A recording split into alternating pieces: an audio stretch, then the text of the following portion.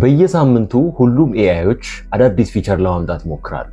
ነገር ግን የትኛው ኤአይ አሁን ላይ ቤስት እንደሆነ ለመምረጥ ተቸግራችሁ ይሆናል። በዚህ ቪዲዮ ላይ እያንዳንዱን ኤአይዎች የምትመዝኑበት 3 ወሳኝ ፓራሜትሮችን የምነግራችሁ ይሆናል። በዚህ ቪዲዮ ላይ እስከ መጨረሻው ድረስ ከተከታተላችሁት በእያንዳንዱ የላይፍ ፓተርናችሁ ላይ ይሄ ማለት ተማሪዎች ከሆናችሁ፣ ኮንተንት ክሬተር ከሆናችሁ ኦር የኦፊስ ወርከር ከሆናችሁ ብቻ በየትኛውም የህይወት ዘርፋችሁ ላይ የምትጠቀሟቸውን አሁን ላይ የመጡትን በዲጂታል ዓለም ላይ በጣም ፖፑላር የሆኑ የተለያዩ ኤአይዎች መጥተዋል። ሰው የትኛው ቤስት ነው የሚለውን እንድትለዩ ትልቁን አስተዋጽኦ ያደርግላችኋል ብዬ አስባለሁ። ይህ ማይ ዲጂታል ነው። ቪዲዮውን ሰብስክራይብ በማድረግ ልትጀምሩ ጋብዛችኋለሁ።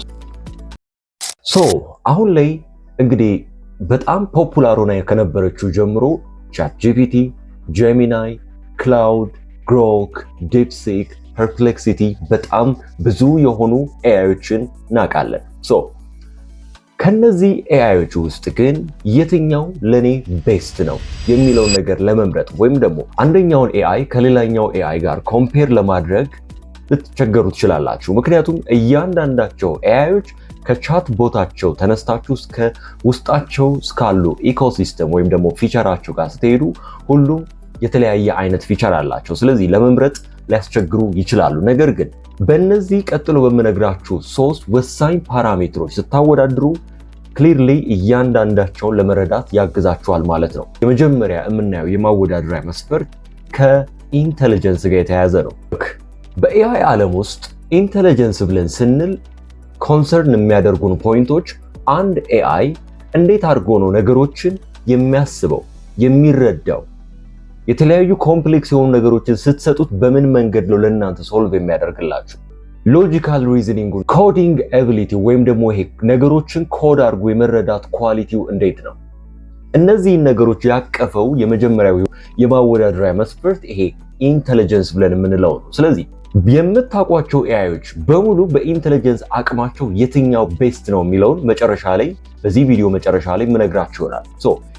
አንድ ኤአይ ቤስት ነው ለመባል ሊኖረው የሚገባው የመጀመሪያው ኳሊቲ ልናወዳድረው የምንችልበት በኢንተለጀንስ አቅሙ ነው። ነገሮችን እንዴት አድርጎ ነው የሚረዳው? እናንተ የሆነ ታስክ ስትሰጡት ያንን በምን ተረድቶት ለእናንተ ቆንጆ አድርጎ የምትፈልጉትን ነገር ይሰጣችኋል የሚለው ከኢንተለጀንስ ጋር የተያያዘው የመጀመሪያው የማወዳደሪያ መስፈርታችን ነው ማለት ነው። ይሄ የመጀመሪያው ኢንተለጀንስ ብለን የምንለው የትኛውንም እናንተ የምታውቋቸውን ኤአይዎች በሙሉ መሰረታቸው ወይም ፋውንዴሽናቸው ነው ማለት ነው። ስለዚህ እነዚህ ሁሉ ኮንሰፕቶች ጋር አያይዛችሁ የምትጠቀሙትን ኤአይዎች ሜጀር ማድረግ ትችላላችሁ። እንዳልኳችሁ መጨረሻ ላይ ደግሞ ቤስቱን እምነግራችሁናል። ሁለተኛው የማወዳደሪያ መስፈርት ደግሞ አንድ ኤአይ ምንም እንኳን ኢንተለጀንስ ቢሆን እናንተ በቀን ተቀን ለምትጠቀሙት ነገር ሊያገለግላችሁ ይገባል። ይሄ ማለት ሪል ወርልድ ዩስፉልነስ ብለን የምንጠራው ፓራሜትር አለን። ምን መሰላችሁ? ላይክ በቀን ውሏችሁ ውስጥ የተለያየ አክቲቪቲ ላይ እንሰማራለን አይደለ? ተማሪ ከሆነ በትምህርቱ፣ ሰራተኛው ላይክ ኦፊስ ላይ የሚሰራው አለ፣ ኮንተንት ክሬተሩ አለ። በጣም ብዙ በተለያየ የተለያዩ ጉዳዮች ጋር ከዲጂታል ነገር ጋር ስንገናኝ ለእናንተ ሊጠቅማችሁ ይገባል። እንዴት መሰላችሁ? የተለያዩ ታስኮችን እናንተ ስታዙት ያንን የምታዙትን ታስክ እንደምትፈልጉት አርጎ ኳሊቲውን ጠብቆ ሊሰጣችሁ ይገባል። ይሄ ነው the real world usefulness ብለን የምንጠራው። ይሄ ማለት እናንተ ለምሳሌ የሆነ ሐሳብ ስትሰጡት በዛ ሐሳብ ላይ ቤዝድ ሆኖ የተለያዩ ጉዳዮችን ጀነሬት ሲያደርግላችሁ፣ የተለያዩ በጣም ኮምፕሌክስ የሆኑ ታስኮች ደግሞ ሰጣችሁት እንደምትፈልጉት አድርጎ ሪፖርት ሲያዘጋጅላችሁ፣ የተለያዩ የምትፈልጓቸውን ነገሮች ኦርጋናይዝ እንዲያደርግ አስባችሁ ስትሰጡት ለዛ ኤአይ እሱን ኦርጋናይዝ አድርጎ የሚሰጣችሁ ከሆነ የቀን ተቀን ውሏችሁን እንዴት መዋል እንዳለባችሁ ፕላን ለማድረግ ስታስቡ እሱን ኢፌክቲቭሊ የሚሰራላችሁ ከሆነ እነዚህና የተለያዩ ጉዳዮች በሙሉ በዚህ በሪል ወርልድ ወይም ደግሞ በቀን ተቀን ውሏችሁ ላይ ምን ያክል ኢፌክቲቭ ነው አንድ ኤአይ ለማለት እዚህም ላይ የራሱ የሆነ ቫልዩ ሊኖረው ይገባል ማለት ነው። አንድ ኤአይ ስማርት ለመሆን ኢንተለጀንት ብቻ መሆን በቂ አይደለም። ከናንተ ስትኖሩ ከቀን ተቀን ውሏችሁ ጋር ልክ እንደቀጠራችሁት ፕላነር አሁን ላይ የመጡ የምናነሳቸው አሉ አይደል? እንደነ ጄንስ ፓርክ ብለን የምንጠራቸው እዛ ውስጥ የምንቀጥራቸው ኤአይዎች አሉ። አሁን ላይ በጣም አስገራሚ ፊቸሮቻቸውን ይዘው እየመጡ ነው።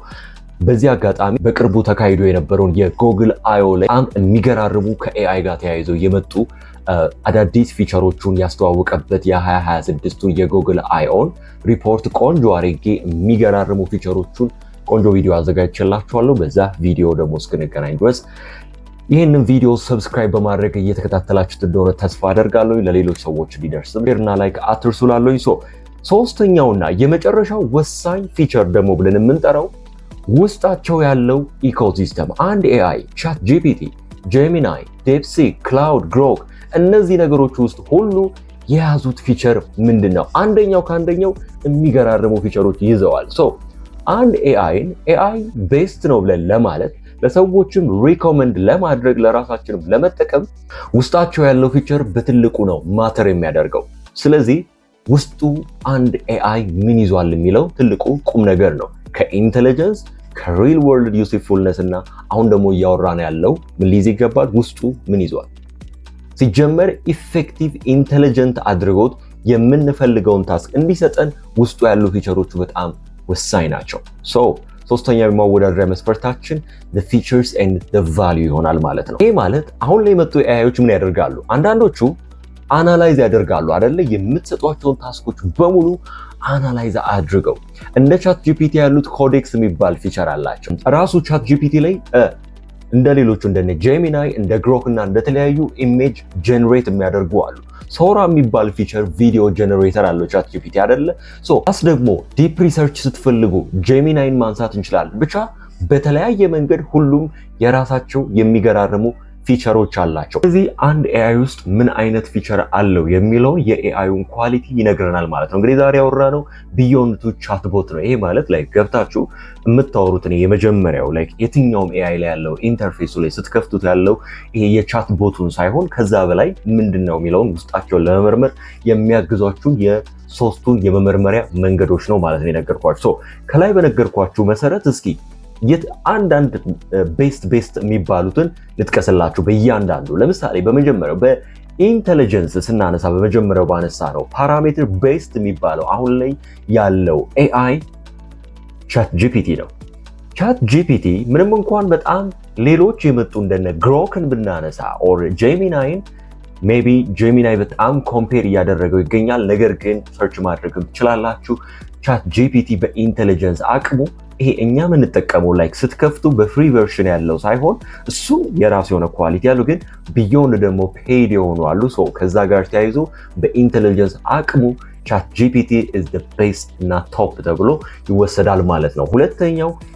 ሁለተኛው ደግሞ ያልኳችሁ ይሄ the real world ይሄ ቀናችሁ ላይ ስትኖሩ ታስኮቻችሁን በማስተካከልም ደረጃ አሁንም አንደኛ የሚባለው ቻት ጂፒቲ ነው ማለት ነው። እዚህ ጋር ግን አንድ ላይ አያይዘን የምናነሳውም ጄሚናይም ትልቅ አስተዋጽኦ አለው። ምክንያቱም ዲፕ ሪሰርቾችን ስትፈልጉ የምትፈልጓቸውን ዴይሊ ታስኮች ጋዘር አድርጎ ከተለያዩ ሳይቶች በማምጣት ደረጃ ጄሚናይ እዚህ ጋር እንጠቅሰዋለን። ፕላስ ደግሞ ግሮክም በዚህ ሪል ወርልድ ዩስፉልነስ ጋር ተያይዞ ግሮክም የራሱ የሆነ አስተዋጽኦ አለው። እዚህ ጋር የምናነሳቸው ኤአይዎች እነዚህ ናቸው። በሶስተኝነት ደግሞ ያነሳነው ይሄ ውስጣቸው ካለው ፊቸር ደግሞ አስገራሚ የሆነ የመጣው ያው ጀንስፓርክ ኤአይ ነው። ይህ ጀንስፓርክ ኤአይ ሁሉንም ኤአይዎች ጠቅለል አድርጎ የያዘ ስለሆነ እዛ ውስጥ ቪዲዮ ጀነሬተር፣ ዲፕ ሪሰርች፣ ኢሜጅ ጀነሬተር ፕላስ ደግሞ ነገሮችን አናላይዝ አድርጎ የሚሰጣችሁ ታስክ ላይ የጀንስፓርክ ኤአይ የራሱ የሆነ ትልቅ አስተዋጽኦ አለው። ይሄን ስላችሁ እነዚህ አሁን ያልኳችሁ ኤአይዎች ብቻ ሳይሆን በሌላኛው እነ ፐርፕሌክሲቲ እነ ክላውድ ደግሞ ስፔሻሊ አሁን ክላውድ የአንትሮፖሜትሪክ ፕሮዳክት የሆነው በጣም የሚገራርሙ ፊቸሮችን ይዟል።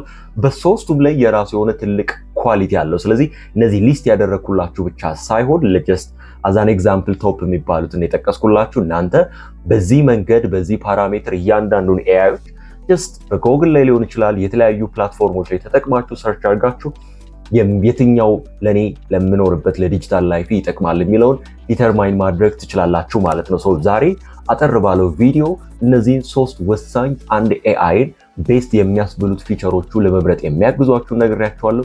በቀጣይ በሌላ ቪዲዮ እስከምንገናኝ ድረስ ይህንን የዩቲዩብ ቻናል ሰብስክራይብ በማድረግ ቤተሰብ እንድትሆኑ ጋብዛችኋለሁ። በቀጣይ ቪዲዮ እስከምንገናኝ ድረስ ባይ ባይ።